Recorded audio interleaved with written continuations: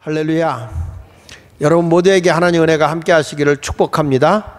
우리 옆에 있는 분하고 묵례하면서 할렐루야 은혜 많이 받으십시오. 우리 집안 식구들 온라인으로 예배드리는 분들도 같이 하나님의 은혜 많이 받으십시오 라고 격려하시기 바랍니다.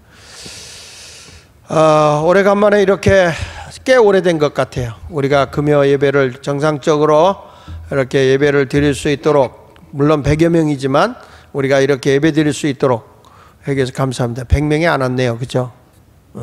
벌써 사람들이 얼마나 우리가 나태해질 수 있는가 하는 것을 보여주고 있는 거죠. 우리가 지금까지 그 로마서 여행을 지금 하고 있습니다. 코로나 시대에 우리의 신앙이 어떻게 정립이 되어야 되는가 하는 내용에 대해서 지금 지난주 월요일부터 로마서 여행을 하고 있는데, 그 바울이 우리에게 일러주는 말씀 가운데 이 서론적인 부분을 어저께까지 말씀을 했습니다. 이제 오늘부터 로마서의 본론이 들어가게 되는데, 오늘 성경 말씀에 보면 이런 말씀이 나오죠. 그 어저께 보면 오직 의인은 믿음으로 말미암아 살리라 라고 말씀을 하는데, 그 가운데 보면 특별히 17절에 보면 이런 말씀이 나와요. 복음에는 하나님의 의가 나타나서 믿음으로 믿음에 이르게 한다. 내가 복음이라고 하는 게 뭐냐? 하나님의 복음이라는 것은 예수 그리스도다. 예수 그리스도라고 하는 것은 참 인간이면서 참 하나님으로 오신 예수 그리스도, 신성과 인성을 구비하신 그 주님을 내가 믿어요.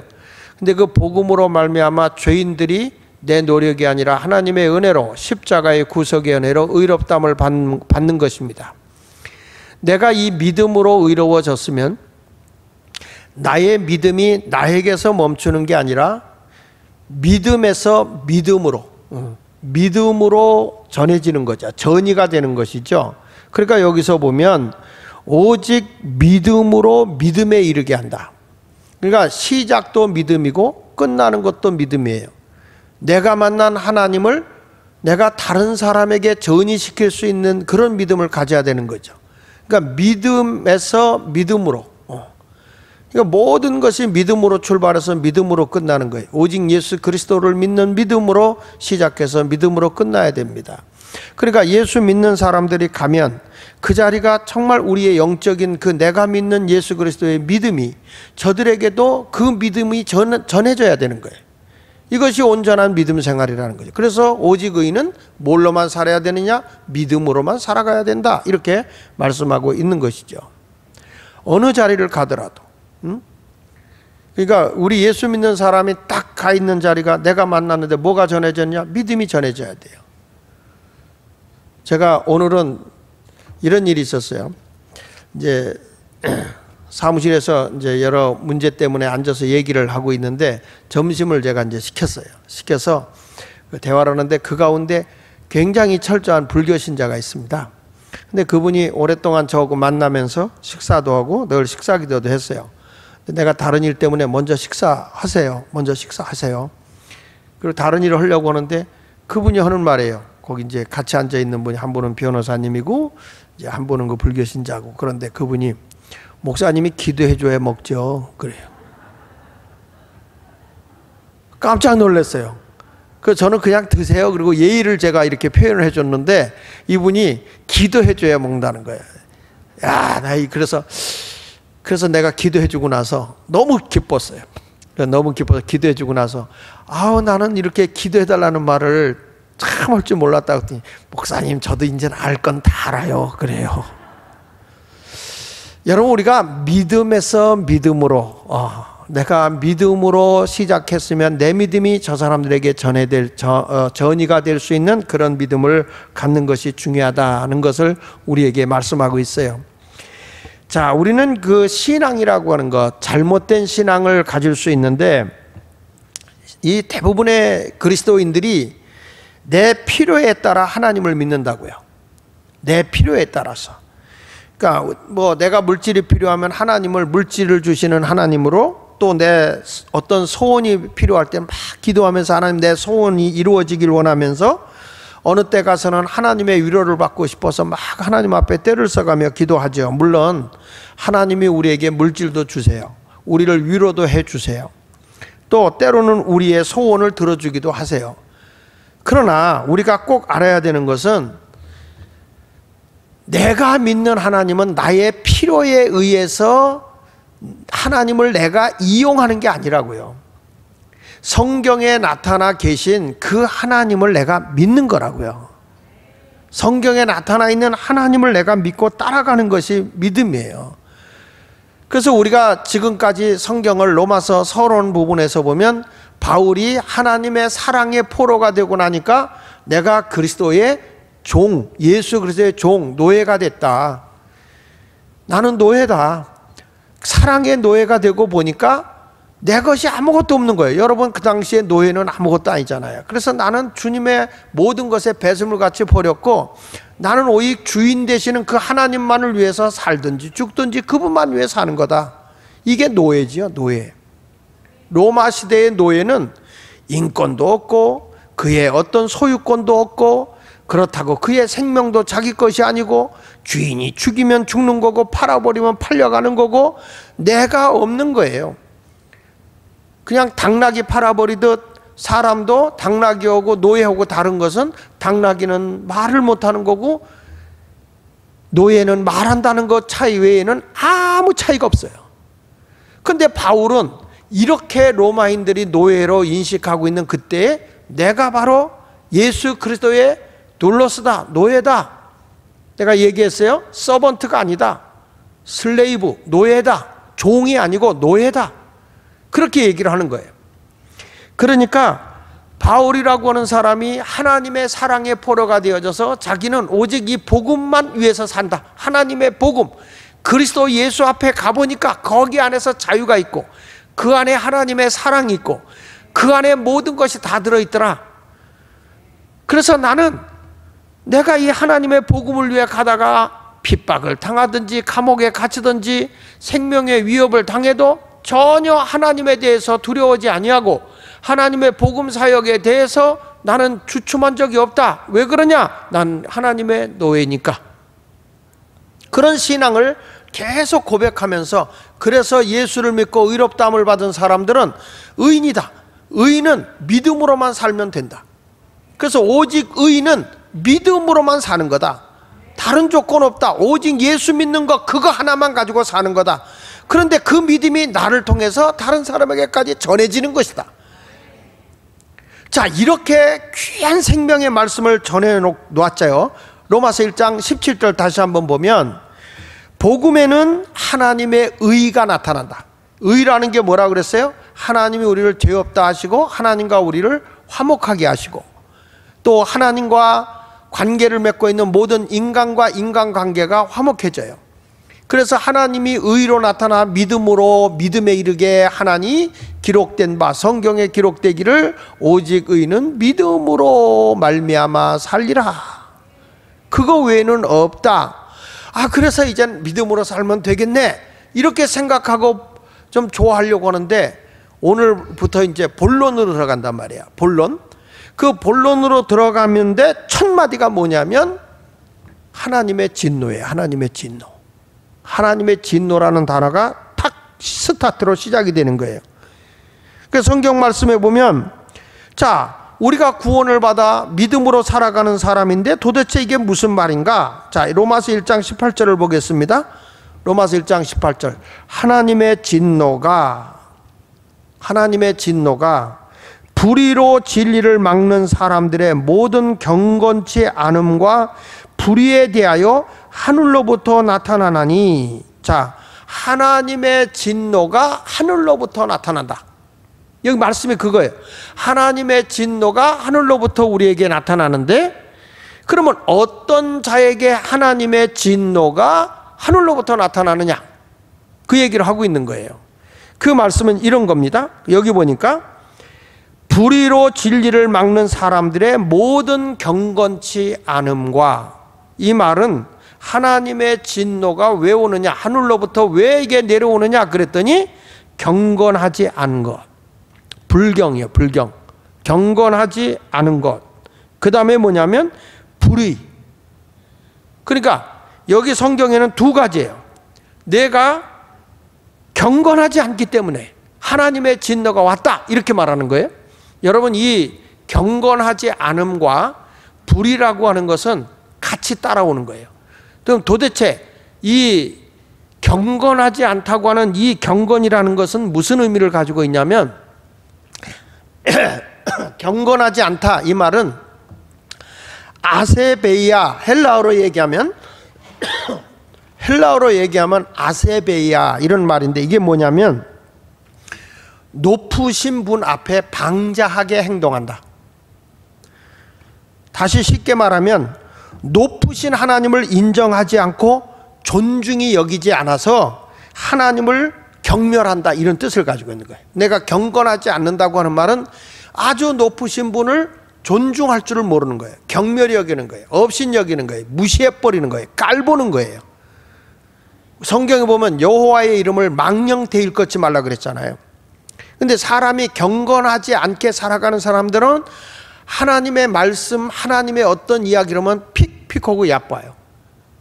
여러분들이 이건 하나님께서 우리를 깨닫게 하느라고 이런 어려움이 왔어 그러면은 경건치 않은 사람 특징은 무슨 하나님이 뭐 그렇게 했어, 그리고 오히려 하나님의 경고를 무시해버리는 분들이 있다는 거죠.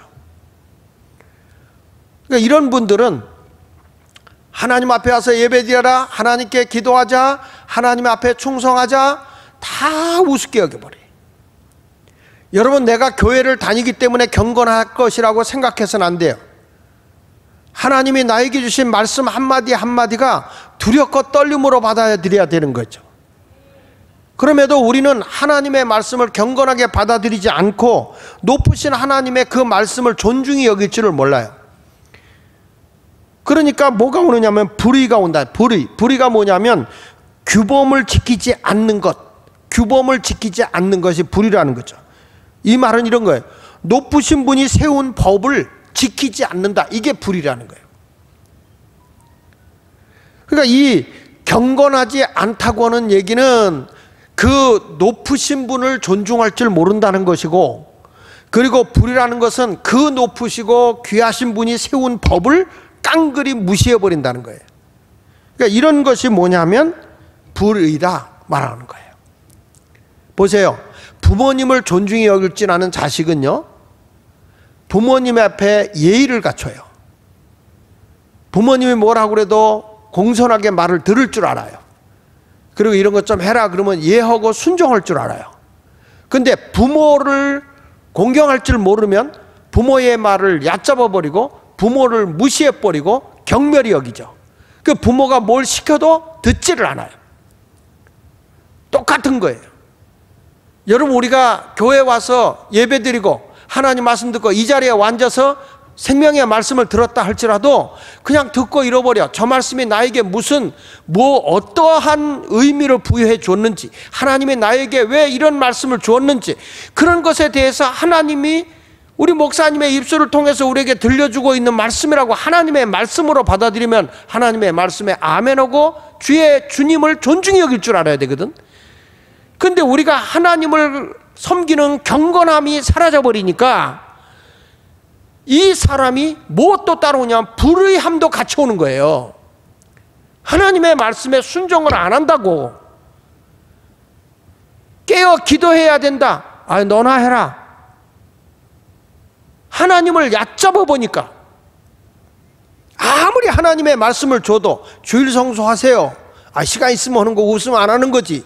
이게 하나님을 존중히 여기는 자겠습니까? 교회 생활을 한다고 해서 우리가 하나님을 경건하게 섬긴다고 착각하지 마시라고요.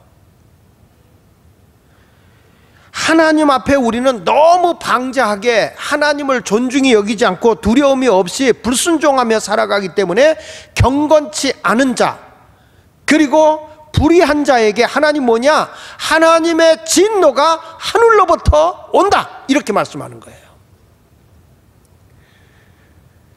그러니까 로마 교회에도 지금 많은 핍박과 어려움을 당하고 나니까 신앙이 막 흔들리고 있었다고 그랬어요. 그러니까 이들에게 신앙을 다잡아주기 위해서, 견고한 신앙으로 가게 하기 위해서 바울이 그렇게 로마에 가기를 원했고, 갈 수 있는 길이 막혀버리니까 바울은 서신을 보낸 것인데 그게 로마서였다, 이렇게 말씀하잖아요. 그러니까 지금 우리들에게 코로나19 시대 때 우리에게 들려져야 할 메시지가 로마서예요. 로마서. 힘들고 어렵다고 주저앉아 있어서는 안 된다고. 여러분, 하나님 존중히 여길 줄 알아야 돼요. 하나님을 경멸히 여겨서는 안 된다고요. 여호와를 경외하라, 두렵고 떨림으로 섬겨라, 그 말이에요. 두렵고 떨림으로 섬겨라. 그러면 우리가 하나님의 말씀에 당연히 순종할 수 있지 않겠습니까? 하나님을 경건하게 여기지 못하면 하나님의 진노가 있다고 해도 무시해버려요. 지옥이 있다고 해도 들으려고 하지 않아요.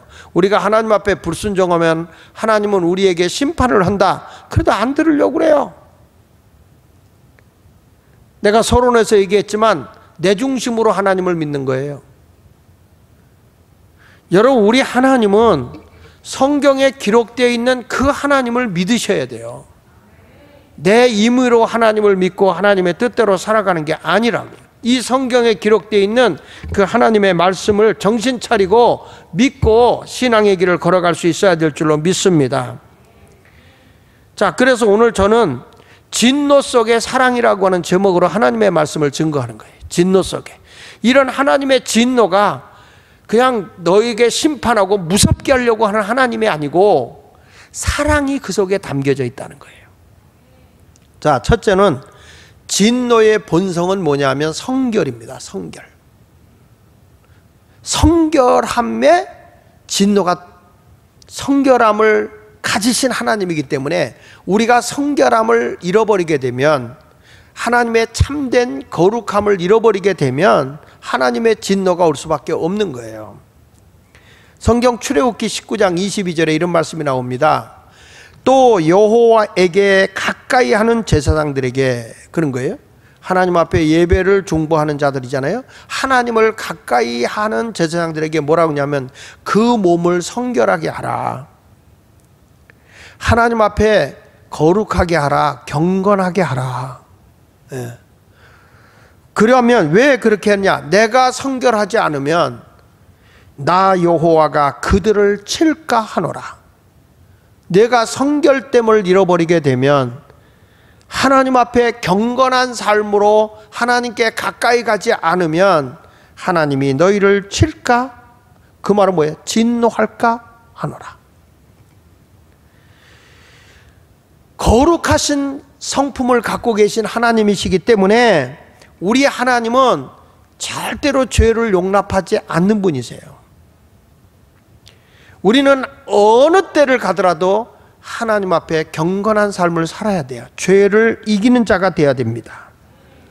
하박국서 1장 13절에도 말씀합니다.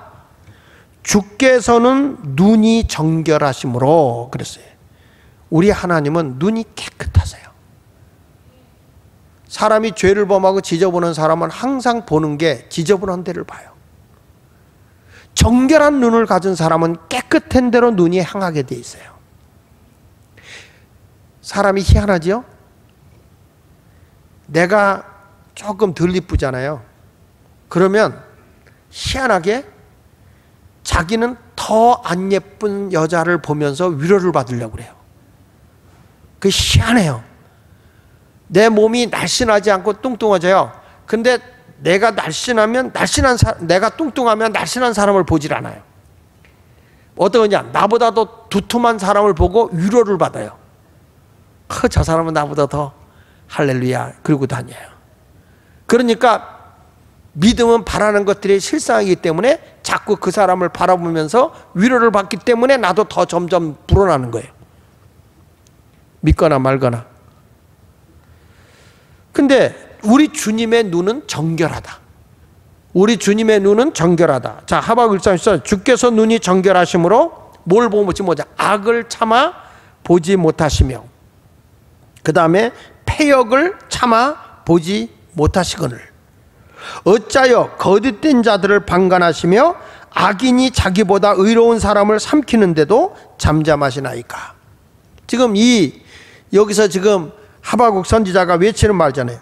주께서 눈이 정결하셔서, 하나님은, 내가 아는 진노의 하나님은 악을 참아 못 보고 패역을 참아 보지 못하시는 하나님이다. 근데 어떻게 거짓된 자를 방관하고 악인이 자기보다 의로운 사람을 삼키는데 잠잠하십니까? 이렇게 반문을 하고 있는 것이죠. 그러나 그것이 더딜 뿐이지 하나님이 진노가 죄를 범하는 자를 놔두지는 않는다는 거예요. 우리 하나님은 오늘도 어떤 사람을 바라보기 하면 정결하게 하나님의 말씀대로, 하나님의 뜻대로 살아가려고 노력하는 사람을 우리 주님은 보기를 원하시는 거예요. 그쪽으로 눈이 향하고 있어요.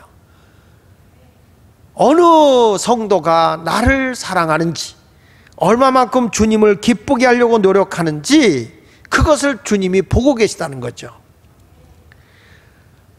하나님께 크게 쓰임받다가도 중도에 하차하는 분들, 중도에 주저앉는 분들을 보면 하나같이 다 뭐 때문이죠? 죄 때문이에요. 큰 교회 목회하고 굉장히 명성 있는 목사였는데 어느 한순간에 그 죄 때문에, 그의 어떤 문제 하나 때문에 다 넘어져 버리는 것을 보게 됩니다. 죄는 사람을 죽이기도 하고, 죄는 사람을 무능하게도 하고, 그리고 가치 없는 존재로 만들어버려요. 아무리 내가 높은 자리에 올라갔다 할지라도 그것에 죄를 범하는 순간에 인간의 가치가 없어지는 거예요. 그러니까 서울시장 했던 사람도 한순간에 인생의 모든 게 무너지는 거예요. 교계에도 목사로서 굉장히 크게 젊은이들에게 많이 알려졌던 목사님이 한 번에 죄로, 스캔들이라고 하는 죄로 인해서 무너져 버리는 거예요. 우리는 아무리 좋은 음식이라도 부패되면 먹을 수 없어요. 썩은 거 먹을 수 없어요. 거기에 벌레가 들어가도 먹을 수 없어요. 우리 그리스도인들이라고 한다면, 하나님 앞에 내가 쓰임받기 원하고 하나님께 능력 있는 자로 살기를 원한다고 하면 내 자신이 어떤 사람으로 살아야 될 거냐? 경건하고 뿐만 아니라 의로운 자로 살아야 된다는 거죠. 의로운 자는 하나님의 법대로 사는 거예요. 그것이 하나님 보시기에 의로운 것이 아니겠습니까? 절대로 죄는 용서받기 전에는 없어지지 않습니다. 죄는 용서받기 전까지는 하나님의 진노가 우리를 누르고 있는 거예요. 그래서 죄에서 자유함을 얻어야 됩니다. 진노에서 벗어나기 위해서는 죄를 사함받아야 됩니다. 하나님의 진노에서 벗어날 길은 내 죄가 용서받는 길밖에 없습니다. 그러면 그 용서받기 위해서는 어떻게 해야 될까요? 십자가 보혈의 피의 공로를 의지하고 예수 앞에 나가야만 내 죄가 사함받는 것입니다. 성경 말씀 시편 7편 11절에 이렇게 말합니다. 하나님은 의로운 재판장이시며 매일 분노하시는 하나님이다. 무엇 때문에 하나님이 분노하시느냐? 죄 때문에. 그러니까 로마서에서 우리에게 일러주는 게 뭐냐면, 율법으로 우리 인생들은 모든 사람이 죄를 범하였다, 이렇게 선언하는 거예요. 로마서의 시작은 뭐로부터 시작하느냐? 인간은 다 죄인이다. 의인은 하나도 없다. 모든 사람이 죄를 범하였기 때문에 하나님의 영광에 이를 수 없다. 그러면 이 인간이 죄로 인해서 하나님의 진노를 받을 수밖에 없는데, 이 진노 속에 하나님은 용서받을 길을 열어줬다. 그게 하나님의 복음인데, 예수 그리스도의 십자가의 구속의 사건이다. 참 하나님이시며 참 인간으로 오셔서 우리의 허물과 죄를 다 짊어지시고, 하나님께는 우리의 죄값을 다 지불하여 저들을 죄값을 용서해 준 것을 다 입증해 주신 분이 예수 그리스도예요. 그러니까 천하 인간의 신으로서 이 땅에 사람의 모양으로 오셔서 인류의 모든 죄를 담당해 주신 그 예수를 믿지 않으면 우리는 하나님의 진노를 받을 수밖에 없는 죄의 자리에서 벗어날 길이 없다는 거예요. 제가 어제도 말씀했어요. 이 사실, 하나님이시면서 참 인간이신 예수 그리스도를 믿지 않는다면 로마서를 필 자격이 없다고. 이것은 믿음으로 출발해야 됩니다. 이건 하나님께서 우리에게 정해주신 하나님의 공의로우심이요 하나님의 법입니다. 믿기만 하면 되는 것이죠. 인간은 누구든지 태어나면서부터 다 죄인으로 출생하는 거예요. 에덴 동산에서 인간이 선악과를 따먹고 난 뒤부터는 인간의 원죄가 사람들에게 흐르고 있어요. 시편 51편 5절에 말씀합니다. 내가 죄악 중에서 출생하였으며 어머니가 죄 중에서 나를 잉태하였나이다. 인간은 에덴 동산에서 선악과를 따먹고 난 뒤부터는 모든 사람이 죄성이 흐르고 있어요. 그래서 어느 누구든지 죄의 삭은 사망이기 때문에 죽게 되어 있는 거예요. 이런 죄에서 영원한 생명을 주신 분이 누구냐면 예수 그리스도이신 것을 믿으시기 바랍니다. 잠언 14장 9절에도 말합니다.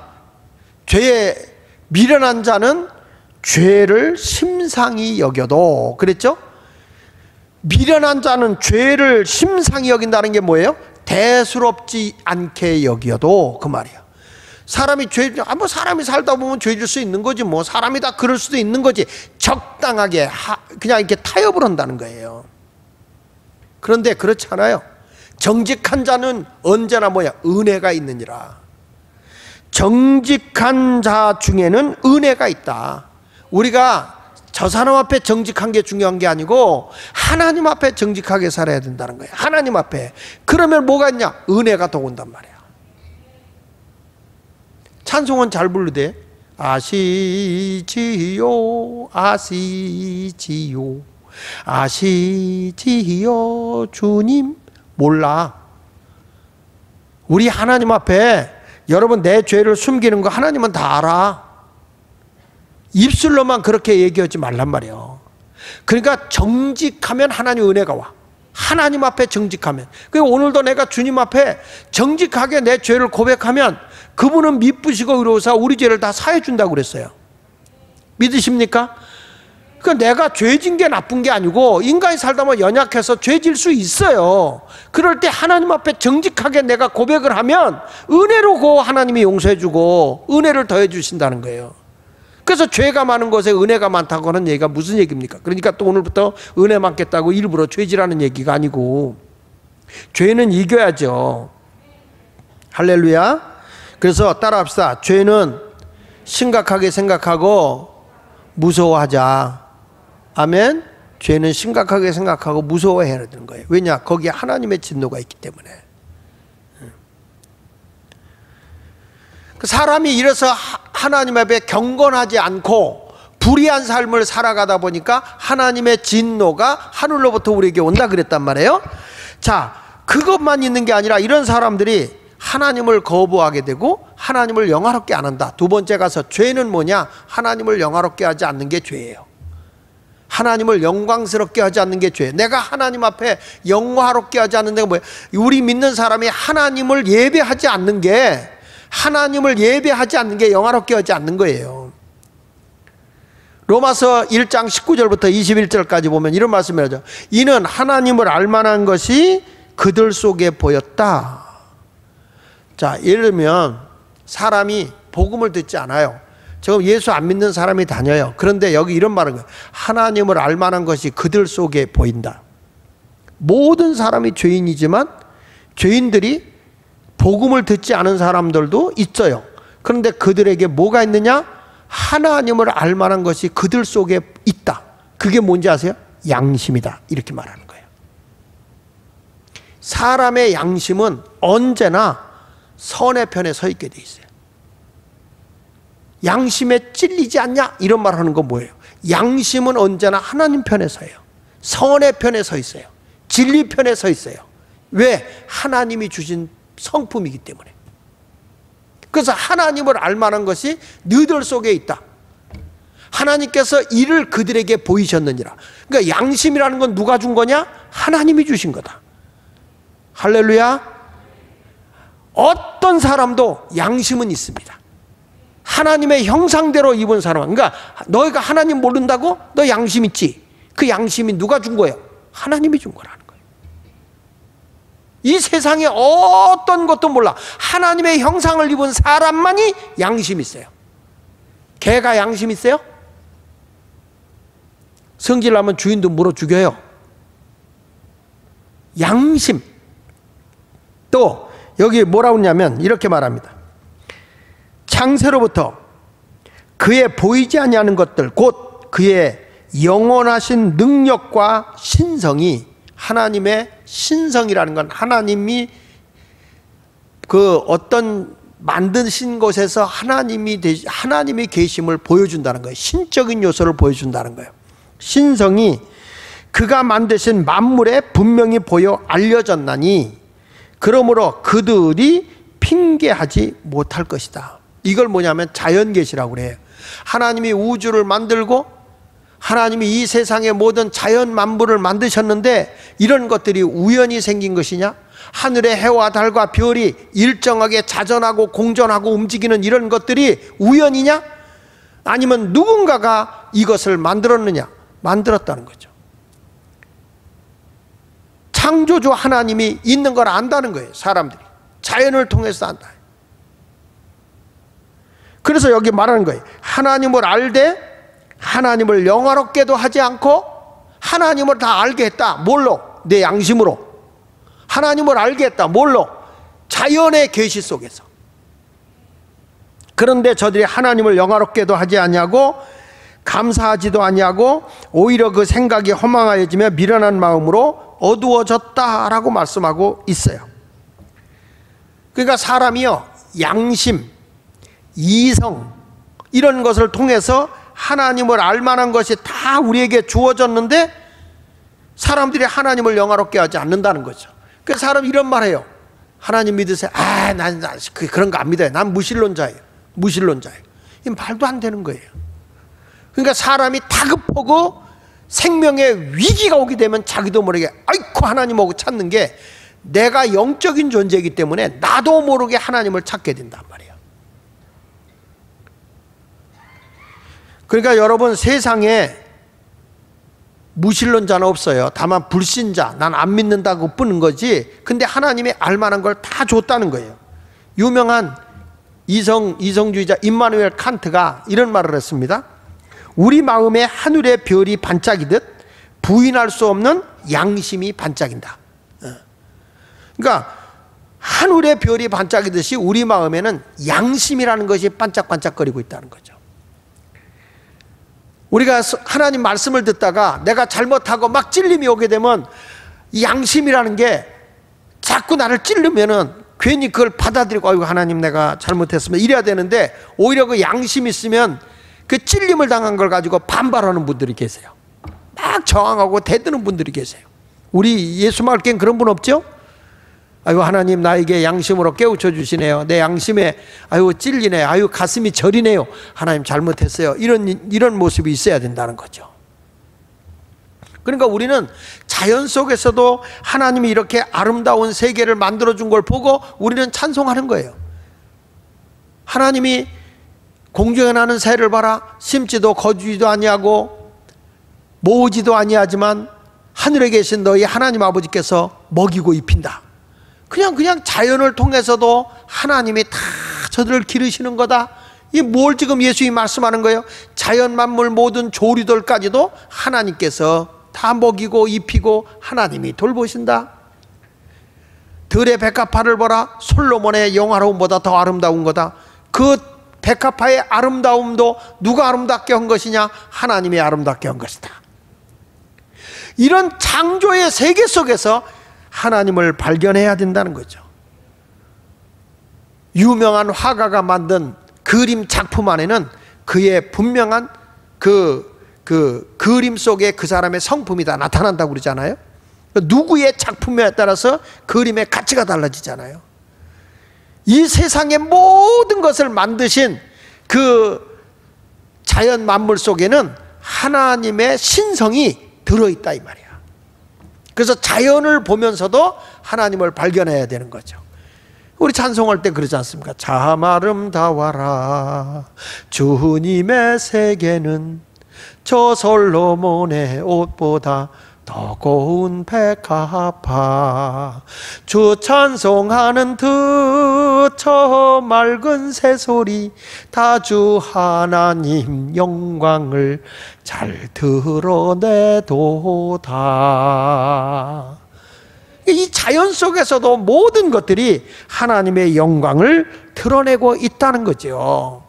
그런데 인간들이 죄를 범하고 나면 그 영이 피폐해져 버리고 그 양심과 이성으로 하나님을 볼만한 것들을 다 잃어버리고 나니까 어떤 결과가 오느냐, 거기 보니까 하나님 앞에 감사할 줄을 모른다 이 말이에요. 감사할 줄을 모른다. 다시 한번 우리 한번 성경을 보겠습니다. 거기 보면 21절에 그렇게 말하잖아요.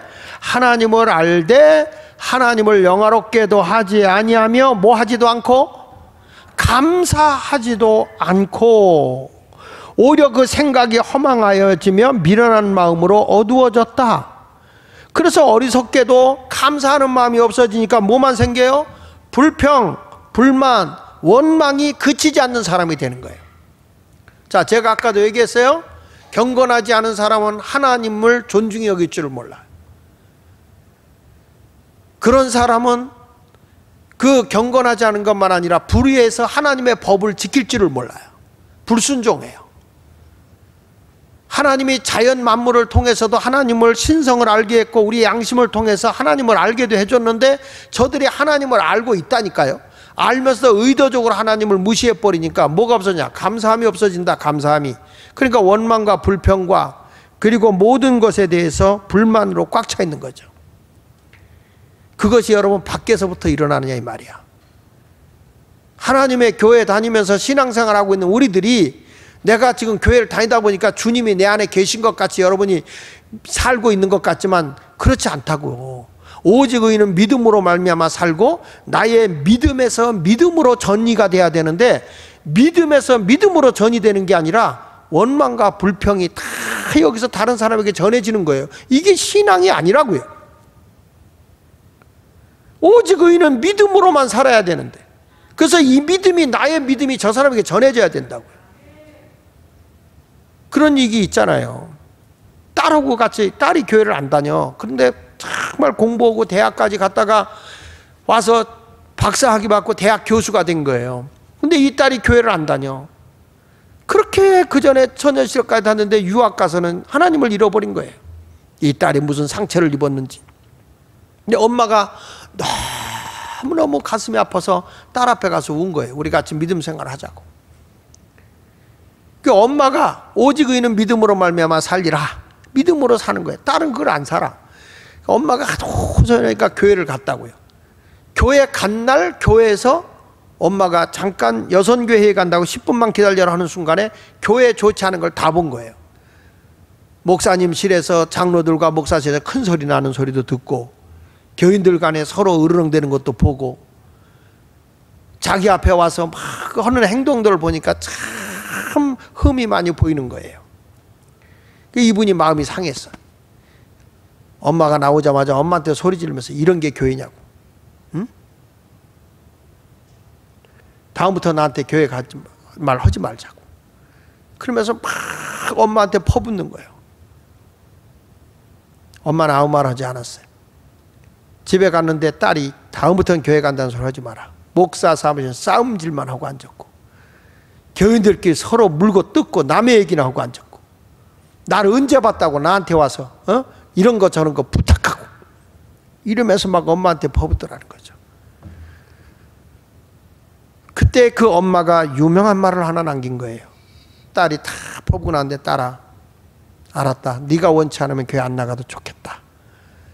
그러나 나는 이 교회를 다닌 지 30여 년이 넘었다.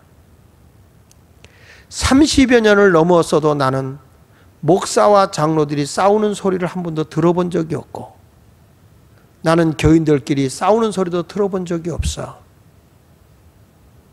나는 누구도 나한테 상처를 주고 나에게 괴로움을 준 적이 없어.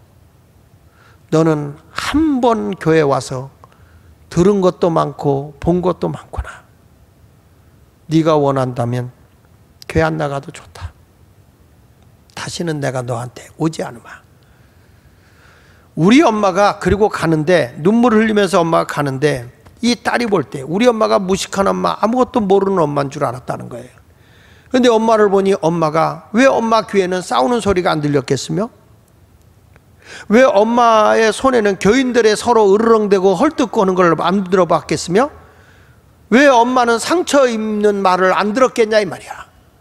그런데 이 엄마는 오직 의인은 믿음으로 말미암아 사는 거다. 그런 교회 귀 듣는 게 아니라 하나님의 말씀에 귀를 기울이고, 어떤 환경에서도 원망이나 불만이나 비판이나 이런 걸 하는 게 아니라 감사할 줄 알아야 된단 말이에요. 그러니까 그 엄마가 너무 커 보이는 거예요, 이 딸이. 그래서 그 딸이 그 앞에 가서 엄마 내가 잘못했어요. 난 엄마가 그렇게 위대한 믿음을 가진 줄 몰랐어. 엄마, 나 엄마 따라 엄마 같은 믿음을 가지고 내가 살게. 내가 잘못했어. 여러분, 이게 믿음인 거예요. 믿음에서 믿음으로 가야 되는 거예요. 언젠가 제가 그런 말씀했어요. 제가 고등학교 시절에 우리 집이 너무 가난했어요. 피해의식이 있죠. 교회 가봐도 아버지가 장로인데 우리 아버지 얘기는 목사님이 들으려고 하지도 않아. 따돌려. 내가 고등학교 때인데 우리 아버지를 보니 우리 아버지가 너무 무시당하는 거야. 내가 그때 아버지한테, 아버지 이런 교회 뭘 하다 합니까? 다른 교회로 옮깁시다. 내가 그랬어요. 그때 우리 아버지가 너는 어디서 그렇게 못된 걸 배웠냐고. 그래가지고 종아리를 내가 엄청 맞았어요. 나는 우리 아버지를 위해서 했어요. 근데 아버지가 종아리를 때리는 겁니다. 아버지가 가난해서 돈 적게 내는 거 당연한 거고, 내가 교회에 누구에게 인정받으려고 하는 게 아니라 하나님 앞에 바로 살면 되는 거야. 그럴수록 내가 못한 거 안타까워하는 마음으로 하나님 앞에 해야지. 네가 뭔데, 목사님이 이러쿵저러쿵 네까짓 게 뭔데 건방을 떠느냐. 만약에 그때 우리 아버지가 같이 나하고 맞장구 쳤었다면 난 목사 안 됐을 거예요. 왜? 아버지의 믿음이 내게 올 게 없으니까.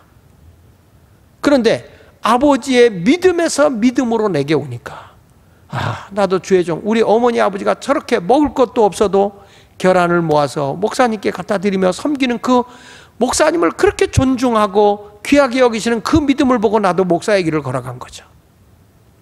예수 믿는 사람이 하나님을 진심으로 사랑한다면, 우리 어머니 아버지는 배움이 없는 분이지만 진정으로 하나님을 믿음으로 사니까 감사하고 살더라고요. 어려운 중에도 감사하며 살더라고. 원망과 불평과 비판하고 살아가는 게 아니라 감사함으로 살아가더라, 그 말이에요. 그런데 이 사람이 죄를 범하고 나니까 하나님을 알만한 것이 다 그 속에 있음에도 불구하고 하나님 앞에 감사할 줄을 몰라. 어리석게 사는 거죠.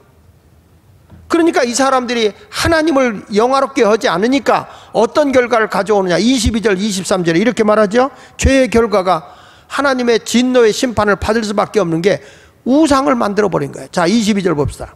스스로 죄에 있다 하나 어리석게 되어 썩어지지 아니하는 하나님의 영광을, 썩어지지 않을 하나님의 영광을 썩어질 사람과 새와 짐승과 기어다니는 동물 모양의 우상으로 바꾸었느니라. 무슨 얘기죠? 하나님이 만든 자연 만물 속에 신성이 들어있다 그랬잖아요. 신비함이 들어있어요. 그러니까 사람들이 하나님을 영화롭게, 창조주 하나님을 섬기는 게 아니라 신성을 보여주고 있는 그런 것들에다가 신으로 만들어버려요. 그러니까 예를 들면 인도에는 소를, 어디는 코끼리를, 어디는 독수리를, 어디는 나무를, 돌을, 뭐 이런 하나님이 만들어 놓은 이런 모든 영광, 하나님께 영광이 드려져야 할 자연 만물을 사람들이 신으로 모셔요. 제가 시골에 가서 보면 성황당 나무에 가서 막 빌어요. 고목나무 앞에 가서 빌어요. 복 달라고. 그래서 고목나무가 속상해서 속이 다 썩었다는 거예요. 나무가 어떻게 사람에게 복을 주냔 말이에요. 그러니까 사람이 하나님을 알만한 것을 다 줬음에도 불구하고 저들이 하나님을 무시해버리는 거예요. 경건하지 않으니까. 그러니까 결국에는 뭐냐? 하나님을 알지만은 스스로 지혜 있는 척 하면서도 어리석다는 거예요. 하나님의 영광을 드러내려고 할 그것들을 사람을 더 의지해, 사람을 신격화시켜버리고요. 이런 일들이 일어나는 것이 결국엔 뭐냐? 하나님의 진노를 가져올 수밖에 없다, 이렇게 말하는 거예요. 심판에는 두 가지 심판이 있다고 그러죠. 한번 따라합시다. 직통심판 해봐요. 직통심판. 그러니까 잘못하는 순간 하나님이 직방적으로 그냥 후려 때리는 것을 직통심판이라고 그래요. 직통심판. 그 다음에 기다리는 심판이 있어요. 하루를 천년같이, 천년 하루같이 인내하면서 회개하고 돌아오기를 기다리는. 지금 우리도 우리 주님이 우리 잘못한 거 보면 벌써 하나님 심판했을 거예요. 그런데 우리가 바로 서기를 기다리면서, 추수 때를 기다리면서 주님이 기다리고 있는 것을 기억하시기를 바랍니다. 할렐루야. 그러니까 여기 다시 한번 보십시다. 21절에 보니까 하나님을 알 때 하나님을 영화롭게도 하지 않으며 감사하지도 않냐고, 오히려 그 생각이 허망해지며 미련한 마음이 어두워졌다. 그래서 스스로 있는 지혜로운 자 같지만 어리석게도 이 사람들이 우상 숭배하고 우상을 만들어 섬기는 거예요. 땅에 있는 것이나 하늘에 있는 어떤 것이라도 하나님의 형상을, 그 신의 형상을 만들어 섬기지 말라 그랬잖아요. 우상 숭배하지 말라 하면서. 사람들이 그런 걸 만들잖아요. 그 미개한 사람들 가보면 여기다 막 이상한 거 쓰고서 막 신격화하면서 춤추고 그러잖아요. 인간이 그렇게 하나님을 알 만한 것을 인간 속에 주었다. 그게 두 가지다. 양심과 신성, 자연 만물을 통해서 인간이 하나님을 알 만한 걸 두었지만, 의도적으로 사람들이 하나님을 피해가고 하나님의 경건성을 무시해버리고 불의한 생활을 하다 보니까 하나님의 진노가 그 위에 임하게 되었다.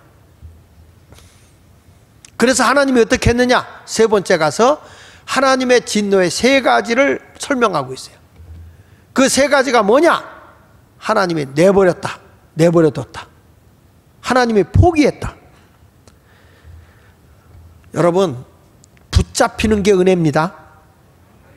따라합시다. 붙잡히는 것이 은혜다. 붙잡히는 게 은혜예요. 자, 강도질 했어요. 그 사람이 안 잡히는 게 은혜예요? 잡히는 게 은혜예요? 어허, 이 동네. 자, 탈영병이 있어요. 군대에서 탈영을 했어요. 이 사람이, 내 아들이 탈영을 했어. 잡히는 게 은혜예요? 안 잡히는 게 은혜예요?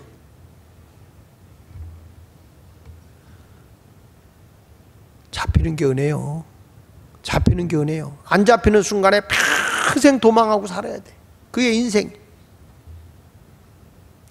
여러분, 내가 하나님께 붙잡히는 게 은혜라니까. 붙잡히고 살아야 된다는 거예요. 붙잡히고. 붙잡히지 않으면 안 돼. 근데 하나님이 버렸다. 얼마나 불행한 거예요. 여기 보겠습니다. 저는 가출한 적이 있어요. 중학교 때. 근데 가출했을 때 빨리 잡혀 들어오는 게 복일까? 안 잡혀 들어오는 게 복일까? 빨리 잡혀 들어오는 게 복이요. 이 가출하는 게 오래되면 못 들어와요. 빨리 잡혀 들어오는 게 복이요. 아이고, 나가보니까 보통 힘든 게 아니야. 밥 주는 사람도 없고 따뜻한 잠자리 주는 사람도 없고요. 가출이라는 게 쉬운 게 아니야. 이게 나는 일찍이 나가봐서 알아. 탕자가 얼마나 힘들었을까 그 생각이 들더라고. 자, 먹을 게 없어가지고 고구마 훔쳐 먹고, 아이고 참 가출하지 마시오. 나도 마찬가지요. 아버지 하나님의 사랑 앞에 있을 때가 복이지, 아버지 사랑을 등지고 나가는 게 여러분 절대 행복이 아니라고. 교회 안에서도 집사님, 권사님, 장로님 이럴 때 좀 복이지, 내 기분 나빠서 교회 그만, 아이고 나가봐라 얼마나 힘든지. 있을 때가 복이요. 있을 때가 복이요. 가출하지 마. 영적 가출하지 말고. 여기 보세요. 자, 로마서 1장 24절 봅니다. 하나님이 진노하고 싶은 대로 그냥 내버려 두는데 보세요. 하나님의 진노는 하고 싶은 대로 그냥 버려두는 거예요. 다 시작. 그러므로 하나님께서, 로마서 1장 24절 시작. 그러므로 하나님께서 그들을 마음의 정욕대로 더러움에 내버려 두사 그들의 몸을 서로 욕되게 하셨다. 여기 보니까 하나님이 뭐 하나님을 섬기려고 하지도 않고 계속 불의한 일을 하고 감사하지도 않고 하나님을 영화롭게 하지 않으니까 하나님께서 그냥 내버렸다. 그랬더니 어떤 결과가 오느냐? 더러움 속에 빠지는 거예요. 그들의 몸을 서로 욕되게 했다. 자, 그 다음에 26절을 보세요. 26절에 이 때문에 하나님께서 그들을 뭐라고 그랬죠? 부끄러운 욕심에 내버려 두셨으니 곧 그들의 여자들도 순리대로 쓸 것을 바꾸어 영리로 썼다. 사람이요, 관심 가져주는 게 복입니다. 어떤 분 이런 얘기해요. 목사님, 나에 대해 신경 쓰지 마세요. 나 그 인간이 제일 위험하다고 보거든.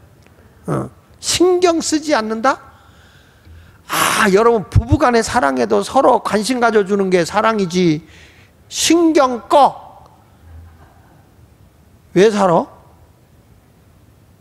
서로 신경을 써야죠. 나이가 들면 그래요. 저도 이렇게 바깥에서 이렇게 자다가 제 아내가 이렇게 무슨 인기척이나 숨소리가 안 나, 일어날 때가 됐는데 안 나. 그러면은 걱정이 덜컥 돼요. 나 젊었을 땐 그거 안 느끼는데 나이 드니까요. 그게 아니요. 그래서 그냥 내버려 두는 게 아니요. 뭔 말인지 알아듣나 모르겠어요. 로마서 1장 28절도 보세요. 시작.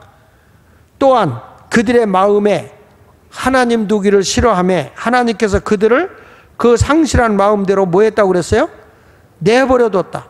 내버렸다. 그랬더니 합당하지 못한 일을 하게 하더라.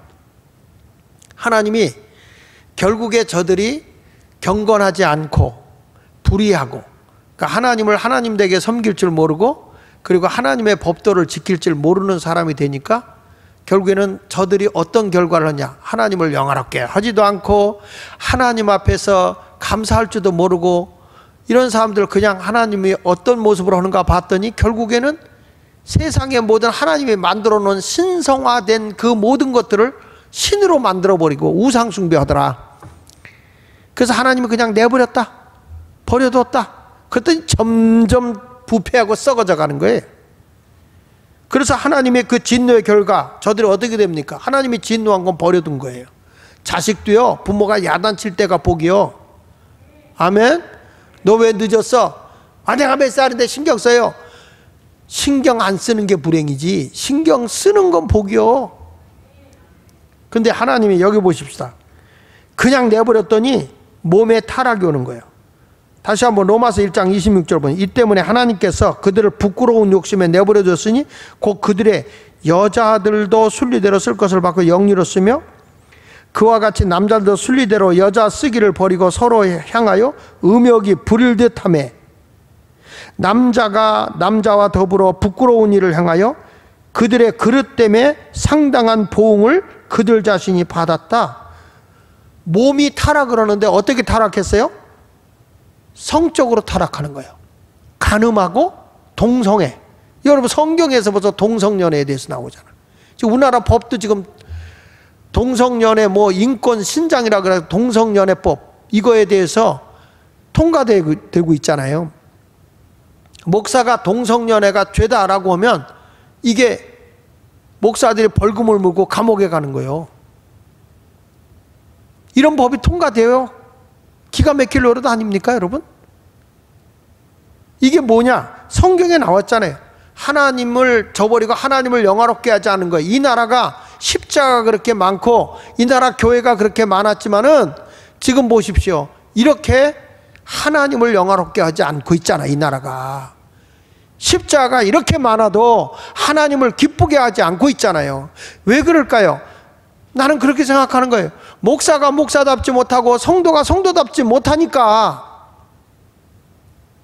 로마 교회처럼 핍박과 환란이 오게 됐을 때도 견고하게 신앙을 지켜나가야 되는데 저들이 무너져 버린단 말이에요.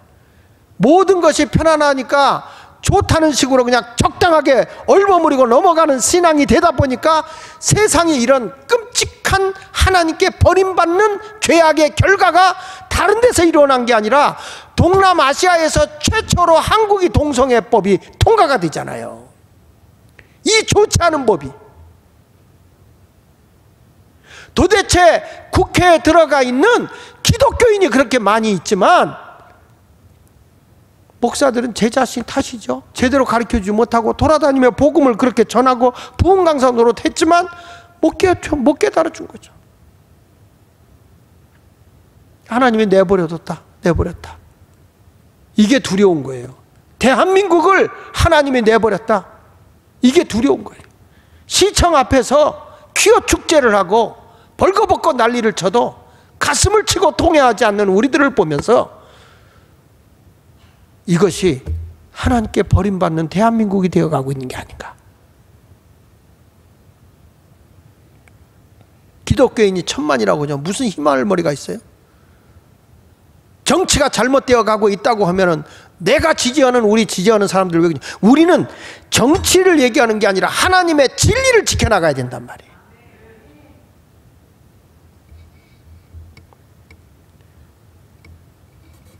결국에는 여러분 이런 것들이 다 성경에 있는 대로 하나님께 버림받는 증거예요. 하나님이 내버리는 거예요. 내버리는. 그 결과로 인해서 마음까지 타락하는 거예요. 마음까지 타락하는데 29절부터 31절까지 내용을 보겠습니다. 29절 보니까 모든 불의라는 건 하나님의 법을 어긴 거예요. 그렇죠? 하나님의 법을 지키지 않아요. 하나님의 말씀을 얕잡아 보니까 듣고 지키려고 하질 않아요. 교회 안에도 하나님 말씀대로 안 지키잖아요. 추악한 모습 보이고 탐욕, 욕심이 왜 이렇게 많아? 목사인 나부터도 웬 욕심들이 이렇게 많아? 탐욕, 악의가 가득한 자. 교회 안에도 그냥 악의가 가득해. 악한. 교인들이 사랑을 하는 것보다 남이 안 됐다면 은근히 좋아해요. 그렇죠? 남이 잘 됐다 그러면은 아이고 얼마나 간다고. 두고 봐야 알아. 첫 끝발이 개 끝발이요. 살인, 스스로 자기를 죽이고 남을 미워하는 것도 살인죄예요. 미워하는 것도. 분쟁, 사기, 악독이 가득한 자, 수군수군하는 자, 비방하는 자, 하나님께서 미워하시는 자, 능욕하는 자, 교만한 자, 자랑하는 자, 악을 도모하는 자, 부모를 거역하는 자, 우매한 자, 패약하는 자, 무정한 자, 무자비한 자. 딴 데서 일어나지 않아. 교회 안에서 이런 일들이 일어나는 거죠. 여러분, 내가 하나님 말씀 떠나고 하나님 말씀대로 살지 않는데도 모든 것이 잘 되어가고 있다. 위험한 거예요. 위험한 거. 하나님이 내가 이거 분명히 잘못했는데도 모든 것이 잘 돼간다? 이건 아니라는 거죠. 왜? 하나님이 사랑하는 자는 잘못하면 징계하게 돼 있어요. 성경 말씀 잠언 3장 12절 한번 보겠습니다. 시작. 대저 여호와께서 그 사랑하시는 자를 뭐 하시기를? 징계하시기를 마치 아비가 그 기뻐하는 아들을 징계한 같이 하시느니라. 하나님은요, 사랑하는 자를 제멋대로 살도록 내버려 두지 않아요. 멋대로 살게 내버려 두지 않습니다. 내가 잘못하면 때로는 하나님 회개하고 돌아가게 하기 위해서 질병으로 치기도 하고, 때로는 경제적으로 옥죄기도 하고, 때로는 풍랑을 만나게도 하고, 또 가뭄이 오기도 하고, 질병이 오기도 하고, 백성이 회개하게 할 때는 전염병이 돌기도 하고. 성경의 역사가 다 그래요. 왜냐? 하나님은 사랑이기 때문에. 진노하시면 하나님의 진노는 사랑이지, 우리가 미워해서 우리를 막 함정에 빠뜨리려고 하는 게 아니에요. 사랑이라는 거예요. 우리는 이제 이 진노의 자리에서 나와야 됩니다. 그 진노의 자리에서 나올 수 있는 유일한 길은 딱 하나, 오직 예수의 피밖에 없어요. 로마서에서 우리에게 계속 강조하는 거예요. 자, 하나님의 진노가 우리 죄 때문에 다 오게 됐다. 사는 길이 하나 있다. 오직 예수 그리스도, 그분의 보혈이다. 할렐루야. 로마서가 앞으로 계속 나가면서 그렇게 나갈 거예요, 여러분. 뭐 어려운 거 아니에요. 로마서 5장 9절을 보겠습니다. 로마서 5장 9절. 거기 보면, 그러므로 이제 우리가 그의 피로 말미암아 의롭다 하심을 받았으니 더욱 그리로 말미암아 진노하심에서 구원을 받을 것이니 그랬어요. 뭘로 내가 죄에서 사함을 받느냐? 예수의 피입니다. 할렐루야. 그런 의미로 찬송 한 장 불러볼까요? 그리고 결론 냅시다. 자, 찬송가 나의 죄를 씻기는 예수의 피밖에 없어. 252장 이제 진노에서 벗어나고 죄에서 다 사함을 받아서 하나님의 은혜 속에 오직 의인은 믿음으로 말미암아 살리라 했으니 나의 믿음이 다른 사람에게 전이 될 수 있는 그런 믿음의 용사들이 되시길 축원합니다.